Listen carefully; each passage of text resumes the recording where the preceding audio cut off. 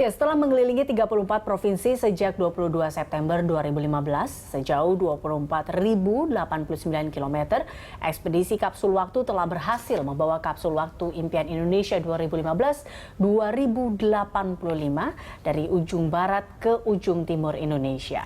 Ya, kapsul impian diletakkan secara permanen di Monumen KWII Merauke, Papua pada tanggal 30 Desember 2015 oleh Presiden Joko Widodo. Kapsul berisikan harapan dari generasi muda untuk Indonesia. Lalu sejauh manakah kapsul harapan ini akan terwujud? Untuk membahasnya telah hadir di studio kami nantinya salah satu penggagas ya. Kita akan hadirkan yaitu Abdi Negara. Namun di studio saat ini sudah hadir cendekiawan Bapak Komarudin Hidayat yang akan nanti berbincang bersama kita. Betul. Terima kasih Pak sudah hadir. Namun sebelum kita lanjut dialog, kita simak terlebih dahulu paket berikut ini.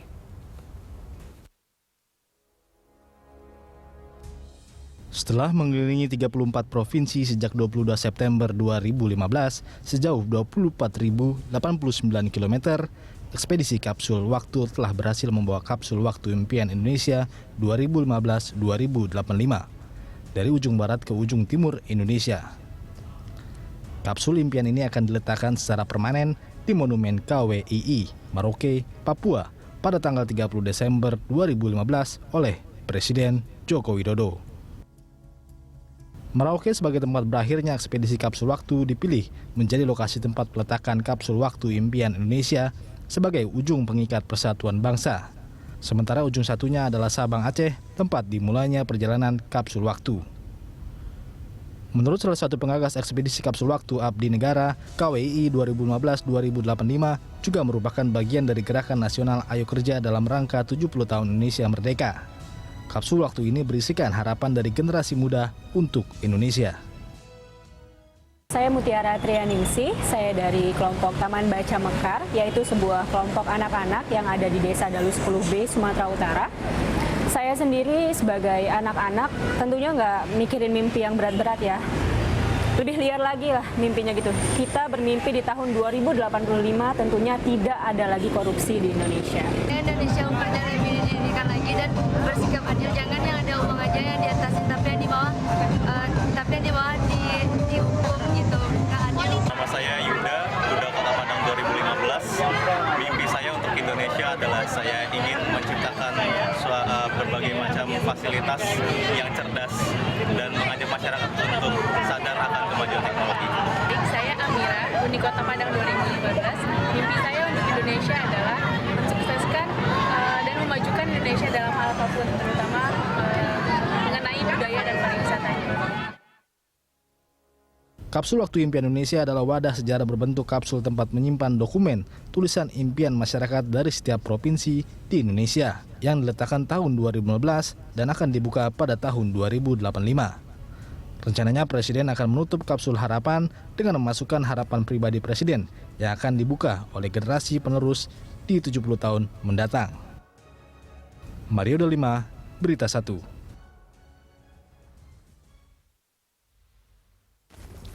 Iya, tadi kita sudah melihat ya sekilas terkait dengan ekspedisi kapsul waktu. Betul. Nah, ini untuk membahasnya mengenai harapan yang ada di kapsul waktu itu, kita akan membahasnya saat ini sama Pak Komarudin Hidayat. Pak Komar, ini kalau kita lihat membahas mengenai harapan ya. Ini tahun baru nih, selamat tahun baru dulu nih sebelumnya Pak Komar. Kalau kita lihat tahun baru, masyarakat pasti menginginkan harapan-harapan baru itu selalu ada, resolusi baru, dan begitu juga dengan harapan kepada negara Indonesia.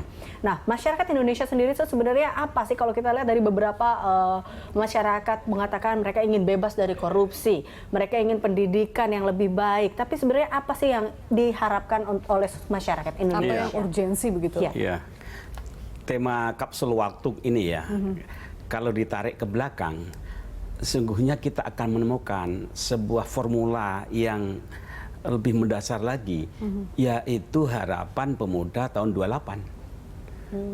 Ketika itu Nusantara ini tercabik-cabik, rapuh, lemah akibat dijajah imperialis, kemudian terfragmentasi ke dalam berbagai etnis, pulau, suku gitu. Sehingga mereka lihat ini tidak bisa kalau begini. Jadi gimana? Kita harus lebur semua ini, kita membangun rumah Indonesia.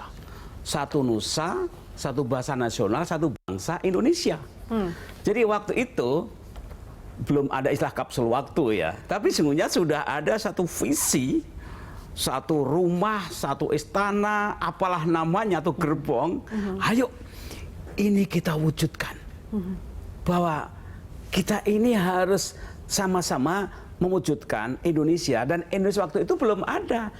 Yang ada the Imagine Society of Indonesia, the Imagine Nation of Indonesia, the Imagine Language of Indonesia. Baru cita-cita, imajinasi gitu.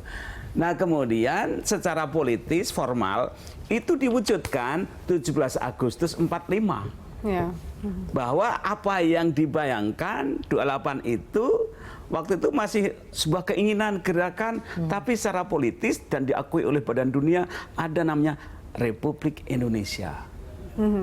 Kalau dikaitkan dengan kondisi sekarang, Pak, nah, waktu itu gini, yang namanya bangsa itu masih merupakan cita-cita dalam kapsul waktu, kan kira seperti itu. Tapi sebagai negara udah lahir. Makanya Indonesia itu negara, ini satu versi, duluan lahir dibanding bangsanya. Karena bangsanya masih dalam proses menjadi bangsa Indonesia. Memori kolektif orang-orang tua kita dulu itu masih kuat, attach, terikat dengan suku-suku.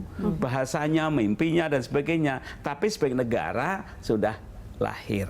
Berarti bisa kita simpulkan untuk gerakan semacam kapsul waktu ini adalah semangat para pemuda kita sebenarnya ya Pak. Atau juga bisa menjadi sebuah pemersatu kalau kita lihat di 20. Nah, ini makanya bagaimana konsep kapsul waktu itu kalau isinya adalah sebuah cita-cita tentang keindonesiaan, ini sungguhnya kelanjutan dari spirit dari Pemuda 28, bahkan juga sebelumnya udah ada. Tapi yang monumental 28, kemudian Agustus 45.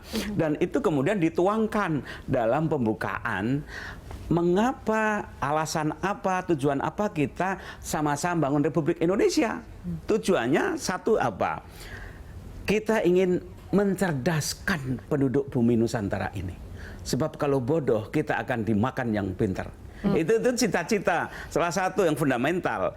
Jadi tugas pemerintah siapapun harus mewujudkan janji, komitmen, kapsul, cita-cita kemerdekaan apa? Mencerdaskan. Gitu. Sebab walaupun alamnya kaya raya, kalau bodoh-bodoh tidak bisa kita. Lihat aja sekarang banyak sumber daya alam karena kita miskin, saintis, teknologi orang lain, gitu kan. Yang kedua apa? Mencerdaskan, sejahtera. Tapi sejahtera tidak mungkin dong kalau bodoh-bodoh. Kesejahteraan ini kaitannya apa? Dengan tradisi kerja keras, pemerintahan yang adil, ya kan? Kecerdasan ini dengan kepintaran, tapi kesejahteraan kan dengan keadilan, leadership.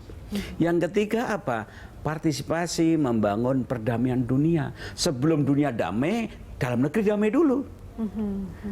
Nah, ini oleh karena itu presiden siapapun penerusnya, tiga ini tidak bisa dipungkiri. Ini sebagai satu starting point, benchmark, referensi.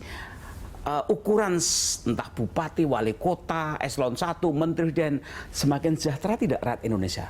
Semakin pintar tidak. Bisa menjaga perdamaian tidak. Itu. Artinya dengan hadirnya kapsul waktu ini bisa dikatakan sebagai penyemangat begitu atau support bagi pemerintahan yang sekarang dan juga masyarakatnya untuk mencapai posisi maksimal atau puncak dari 3 poin yang Anda katakan. Ya, ini sebagai satu instrumen elaborasi, ya kan? Elaborasi yang lebih orientasi yang workable, ya kan? Karena sesungguhnya saya yakin bahwa dari Sabang sampai Merauke udah sepakat mereka bergabung dalam rumah ini dengan harapan semakin sejahtera, semakin pinter, semakin damai. Oleh karena itu apapun isinya, gitu, bagi saya adalah harus ada kelanjutan nyambung dari cita-cita mengapa kita bersepakat. Sultan-sultan rela membuarkan diri masuk dalam rumah Indonesia. Kemudian pulau-pulau yang kaya-kaya, gitu, mereka sepakat masuk rumah Indonesia. Nah, ini sebagai referensi. Oke, baik.